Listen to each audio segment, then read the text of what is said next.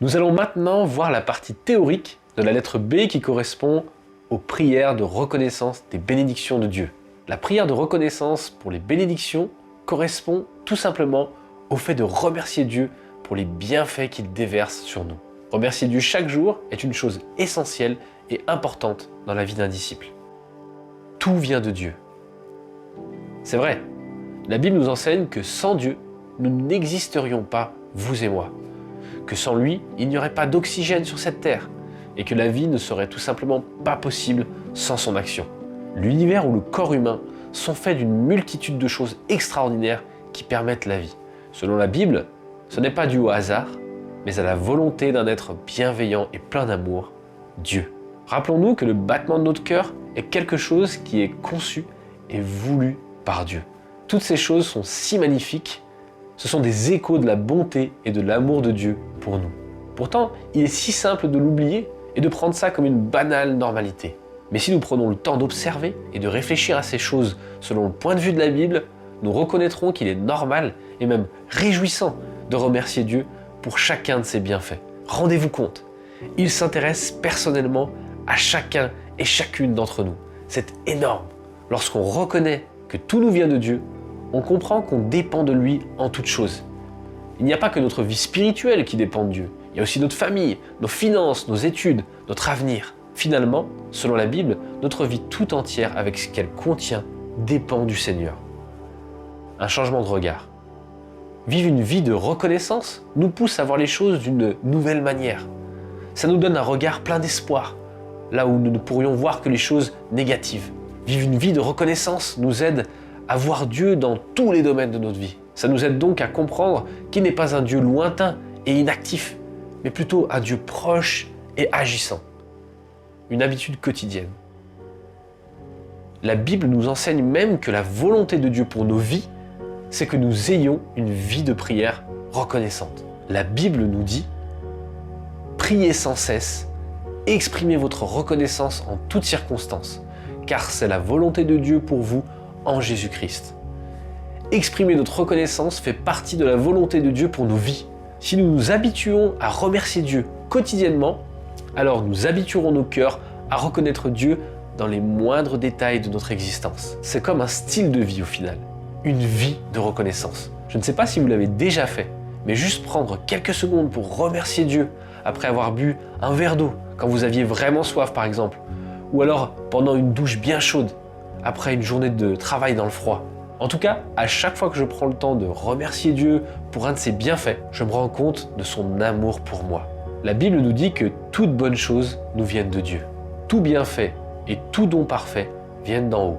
Ils descendent du Père des Lumières en qui il n'y a ni changement ni l'ombre d'une variation. Lorsque nous vivons des choses excellentes, nous les recevons en vérité de Dieu. C'est de sa main qu'il nous les donne. La reconnaissance développe aussi notre fascination pour Dieu et donc notre adoration envers lui. La reconnaissance et l'adoration sont très liées l'une à l'autre. Par exemple, quand je remercie Dieu pour la protection qu'il me donne aujourd'hui, je suis bien souvent encouragé à l'adorer pour le fait qu'il est mon protecteur. Timothy Keller, dans son très bon livre « La prière », résume très bien cette idée. Il dit « Remercier pour une bénédiction dirige automatiquement notre attention vers les attributs et les desseins bienveillants du Dieu qui l'a répandu. » Vous l'aurez compris, l'adoration est quelque chose de sérieux et de très important pour un disciple. On doit être attentif et veiller pour reconnaître les bienfaits de Dieu dans nos vies. En remerciant Dieu, on va comme immortaliser les bonnes choses qu'il a faites pour nous. Alors que si on ne les souligne pas, il est fort probable qu'on les oublie. Et croyez-moi, si vous prenez le temps de réfléchir, vous trouverez de nombreux sujets de reconnaissance. Je vais vous parler maintenant d'un passage où Jésus parle de reconnaissance. C'est dans l'évangile de Luc, au chapitre 17. Donc on a Jésus qui entre dans un village et qui est accosté par 10 lépreux pour qu'il les guérisse. La notoriété de Jésus faisait que le peuple savait qu'il guérissait les malades et faisait de nombreux miracles. Quand il les voit, il leur dit d'aller se montrer aux prêtres. Alors qu'ils sont en chemin pour y aller, ils sont miraculeusement guéris. On comprend facilement ici que Jésus a fait un miracle. À la suite de ça, il nous est dit qu'un seul d'entre eux est revenu se prosterner aux pieds de Jésus pour le remercier. Voici le passage. L'un d'eux, se voyant guéri, revint sur ses pas en rendant gloire à Dieu à haute voix. Il tomba, le visage contre terre, aux pieds de Jésus et le remercia. C'était un Samaritain. Et voilà ce que Jésus va dire à ce moment-là.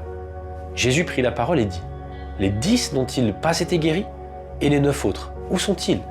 Ne s'est-il trouvé que cet étranger pour revenir et rendre gloire à Dieu ? » Puis il lui dit : « Lève-toi, vas-y, ta foi t'a sauvé. » Jésus fait remarquer ici que tous ont été guéris, mais qu'un seul est revenu rendre gloire à Dieu.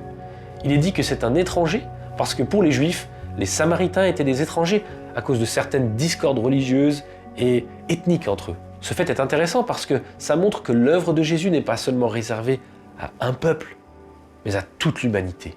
En tout cas, ici on voit que Jésus n'aime pas l'ingratitude. Il souligne le fait que les autres ne se sont pas retournés pour venir le remercier.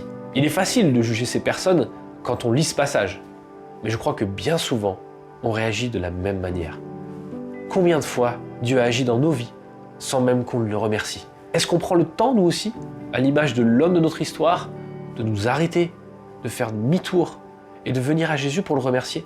Pour terminer, ce passage nous montre que la réponse de notre part que Dieu aime lorsqu'il agit, c'est la reconnaissance. Au-delà de tous les sujets de reconnaissance possibles qu'on peut avoir, il y en a un qui mérite notre gratitude quotidienne. C'est l'œuvre que Jésus a accomplie pour nous. Il nous a permis d'être réconciliés avec Dieu. Il a donné la vie éternelle à ceux et celles qui reçoivent son pardon avec foi. Il nous a aimés le premier et accepté de donner sa vie en rançon pour la nôtre. Si vous ne connaissez pas l'œuvre que Jésus a fait pour nous, vous pourrez retrouver tout ça dans la vidéo qui s'appelle « Le plan de sauvetage de Dieu » à la fin du parcours. Dans tous les cas, ce n'est pas seulement nos journées, mais notre vie entière qui doit être une réponse de reconnaissance à l'œuvre de Dieu. Nous sommes invités à prendre conscience des bonnes choses que Dieu fait dans nos vies et à développer notre gratitude envers lui par la prière. Je vais résumer les points importants qu'on a vus dans cette vidéo. Le premier, la reconnaissance, c'est reconnaître que tout nous vient de Dieu. Le deuxième, la reconnaissance est un moment dédié où on remercie personnellement Dieu.